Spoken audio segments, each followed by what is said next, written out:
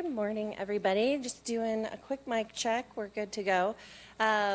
So welcome to our Foster Care Awareness Day. I know we mixed it up a little bit on us this year, if you've attended in the past, and invited the Lieutenant Governor to do a proclamation upstairs so that we were able to see all of the tables and the partners, and hopefully as legislators were arriving, get some attention to come and check out what was going on. So thanks for making the transition to the Lincoln Auditorium.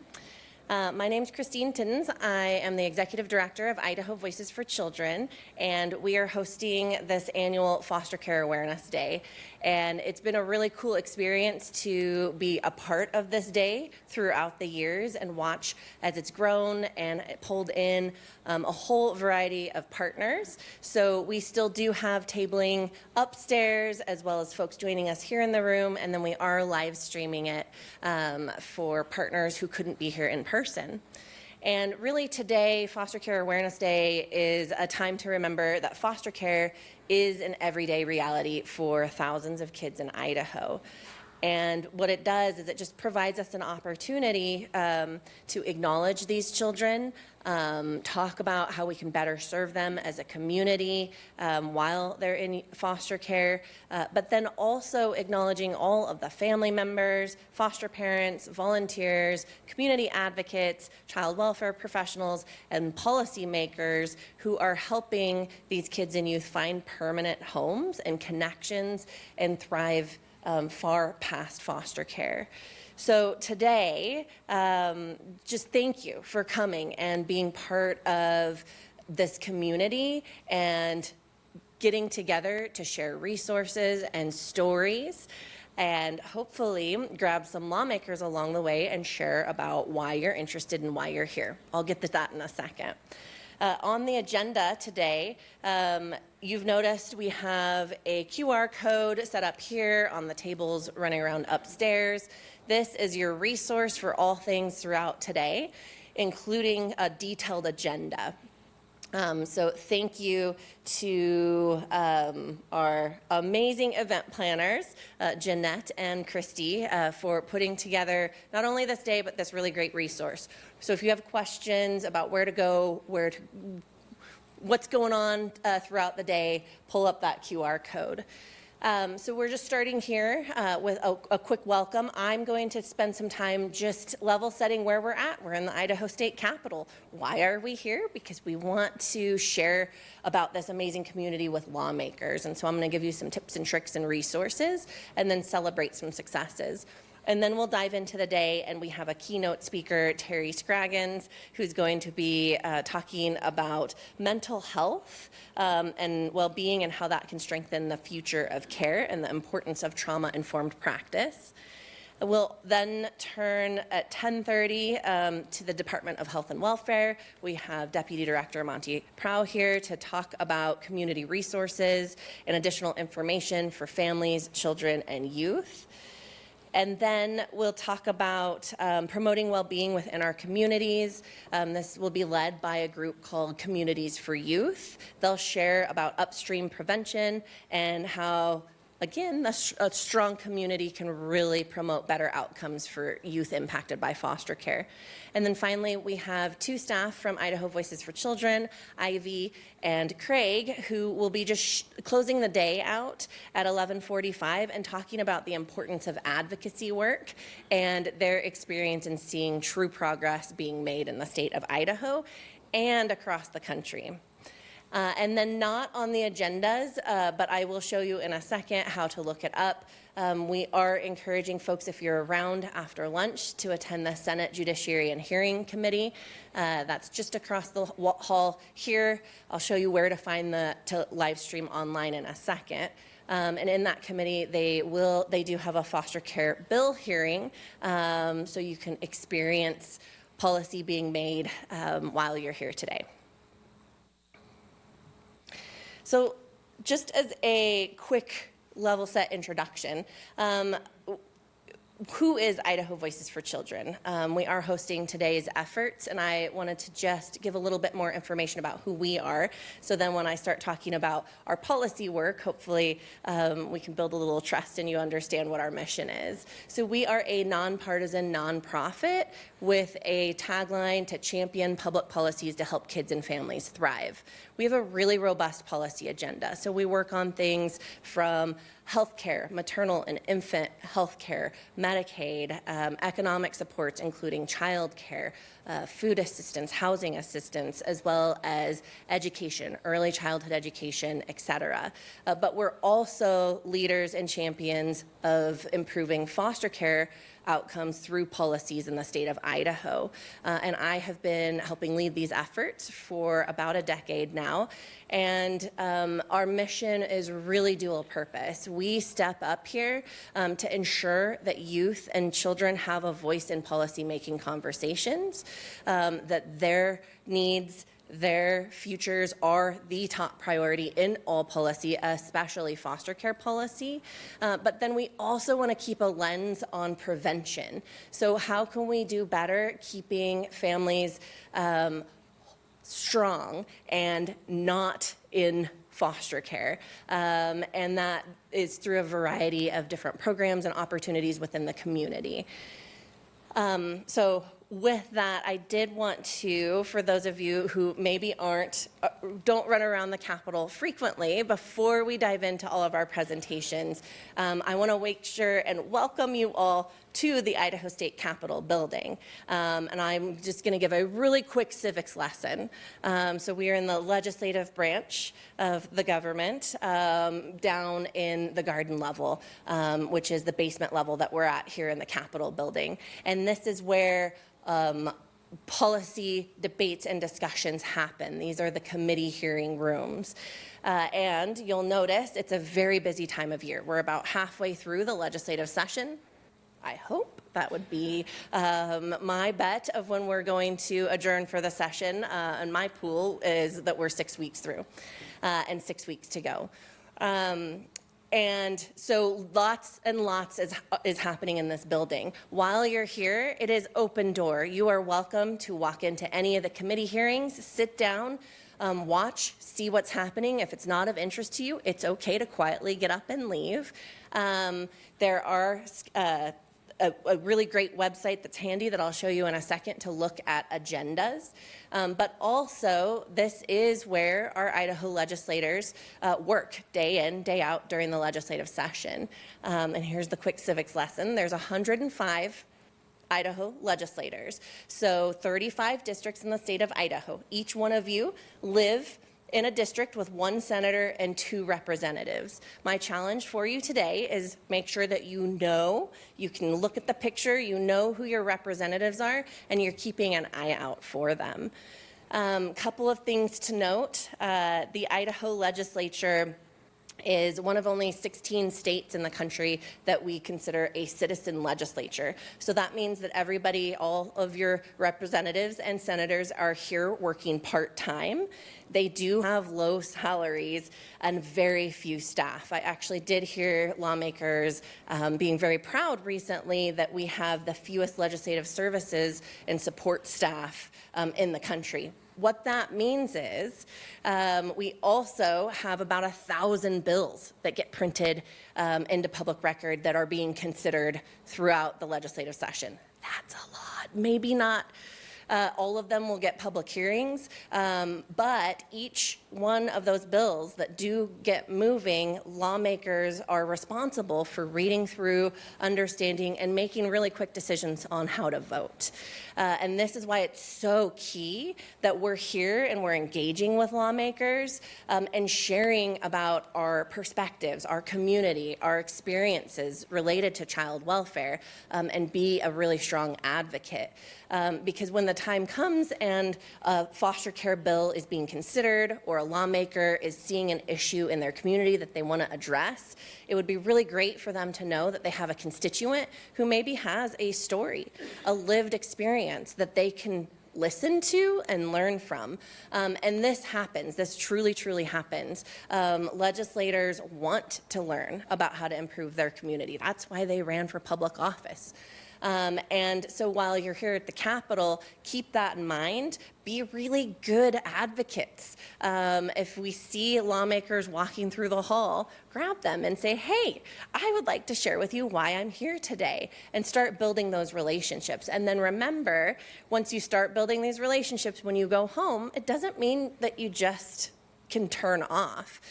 You can continue to connect with your lawmakers, reach out to them, email them, and maybe outside of legislative session, invite them to coffee to share more about your work or your experiences. Because truly, when it comes to foster care policy, the one thing I've learned is that it takes everybody coming together to identify not just an issue, but a solution that will work within the community. And we have to have these open dialogues. So where do you go if you want to learn more? The legislative website, legislature.idaho.gov, is your best resource as you're down here at the Capitol. So right now, make sure you're scanning this QR code or going to legislature.idaho.gov. There's opportunities to go find your district lawmakers. Their pictures, a little bit of information about them are all included on the website. And keep an eye out for them today, or see if their office is listed, their office location is listed. See if you can go schedule an appointment or walk in. What's really cool, you might have noticed, everybody's name tags are color-coded at the Capitol building. So your representatives are all in black name tags. If you're like me, it's getting pretty hard to see across the hall when somebody's coming at you. And so you can just say, hello, representative. Senators wear white name tags. It is a very friendly, open environment here. Totally acceptable to just say hello and ask if they have a couple of minutes for you to introduce yourselves. And then for the committee participation, the same website, you could go and pull up the agendas for all of the committee or the public hearings that are happening today. Right now, currently, there are multiple hearings happening. You can look across the halls and see. There's always agendas posted outside of the doors, so check out if it's of something of interest. Again, like I said, you are free to just walk in, sit down, and observe. If there is something of interest to you, the public is invited to testify at certain points in the legislative process. And if that opportunity comes up, most committees do allow virtual testimony, so you don't just have to be here in person. We do have pretty good tips and tricks for testimony, so if it's something you haven't done before, find me or one of my staff running around, or somebody who looks like they know what they're doing, maybe an official name tag, and they'll be able to either point you in the right direction if you're lost in the Capitol, or curious about, like, how does this process work? Some other colors of name tags to note, green, that's what I'm wearing. We are registered lobbyists. We have red name tags, those are department officials. We have brown name tags, that's media. There's quite a few other colors running around, and I actually think that's a quiz that high schoolers and like elementary students take when they arrive at the Capitol, is to meet somebody of every color name tag to see what their job is. So you can participate as well. Lots to explore, so definitely make sure that we save these websites and use the opportunity of being in the Capitol building, why we're doing this entire event, to get out there and show a presence of child welfare advocates. Okay, I wanted to just take a second before we dive into our presentations to reflect on how far we've come throughout all of our foster care awareness days. So we actually put together this event in partnership with youth who either were in foster care or had recently aged out. And it was an opportunity for youth to be able to talk to lawmakers and the community and say, hey, I have some ideas, here's some impacts, and we were able to really pull together amazing groups that accomplished some really incredible policy change the first couple of years we did Foster Care Awareness Day.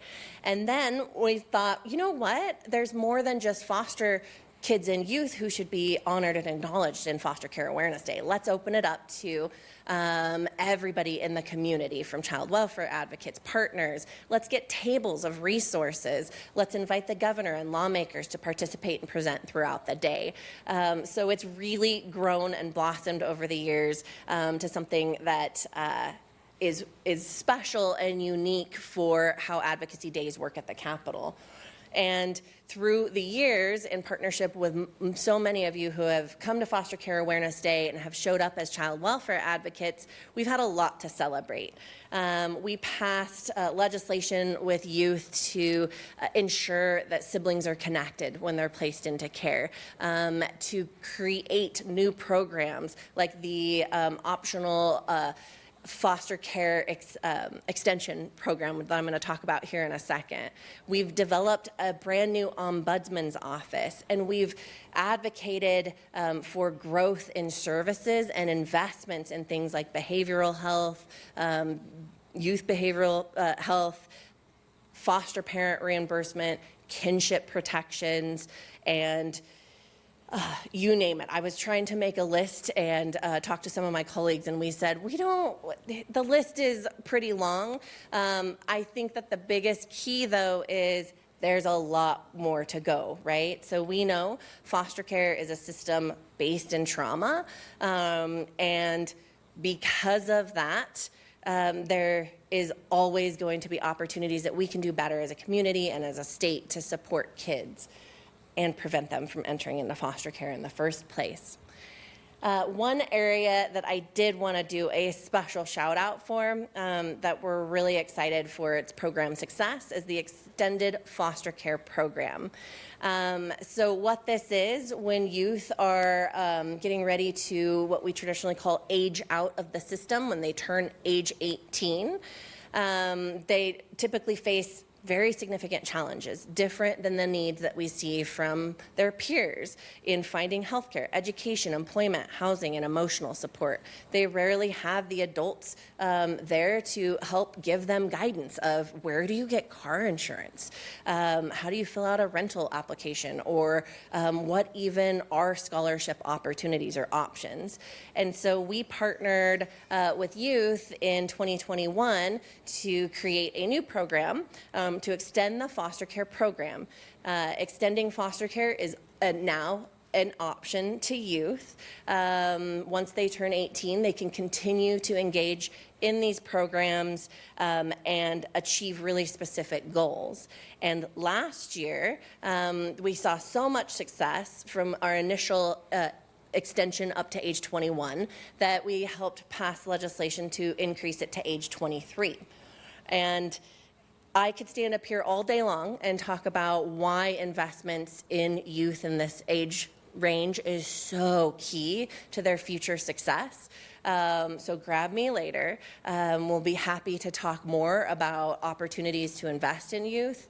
But the biggest celebration that I have here is that since enacted in 2021, we have seen a significant increase in participation in extended foster care. And today, there are about 100 youth who are actively participating. This is a significant percentage of youth who are aging out, and something that we definitely should be proud of as a state for offering supports that the youth felt safe in accessing. And we know that it is helping them live independently, explore college or vocations after higher ed, and just have some stable footing as they're making these big life transitions and dealing with past trauma. So really cool. Congratulations to the 100 youth who are currently in the program, youth who have gone through the program, and to the Department of Health and Welfare for really making this a top priority and getting out the information as youth are getting close to that 18-year-old age mark. Okay, yes, yay, let's celebrate. I get too used to the formalities of a committee and I forget, like, oh, you can clap here. don't clap in an official public hearing for a bill. You very likely will get reprimanded by the chair. So I can't leave today without giving just a heads up of some of the many foster care bills that we are seeing pop up this legislative session. I'm not going to go into detail for these. I suggest you take a screenshot, write these down, and go look them up yourself. But what is really interesting this legislative session, unique from any other session, is that we are seeing more interest from more lawmakers wanting to get engaged in figuring out how they can be a part of improving child welfare outcomes. It's a little chaotic, like the legislative session is, in trying to track down who has what bills and how many are there. I don't know. This was a handful that we have seen. There are more to come. And so if you're really feeling excited about being at the Capitol building, you're going to have multiple opportunities in the next 2 to 3 weeks to testify or email your lawmakers about legislation impacting this world of foster care. One bill that I do want to point out specifically, because it has a public hearing today and is accepting testimony, is Senate Bill 1257. That's sponsored by Senator Melissa Wintrow. She was going to try to stop by sometime this morning to share a little bit more about that bill. It will be in the Senate Judiciary and Rules Committee at 1:30 today. Check the agendas before you rearrange your day just to confirm, because things do change last minute. We do our best to track bills and hearings, and we do our best to give our networks a heads up when to take action, when to email your lawmakers. So the last thing that I'll leave you with is use the QR code, save those links, and then make sure that you're following or subscribed to Idaho Voices for Children's networks. Our staff's entire job is to be a liaison with all of you to connect you with what's happening in this building and make sure that we're being a really strong voice for children and foster care policy. And so instead of you having to watch the agendas, reload 20 times a day to see what's happening in 12 to 24 hours, we will do that for you. And then we send out action alerts. So for example, if any of you are subscribed to our networks, you'll see that we sent out an action alert describing Senate Bill 1257 yesterday. So with that, I'm going to take a couple of minute pause as we shift into getting ready for our presenters. So we'll be back in just about 2 minutes. Thanks.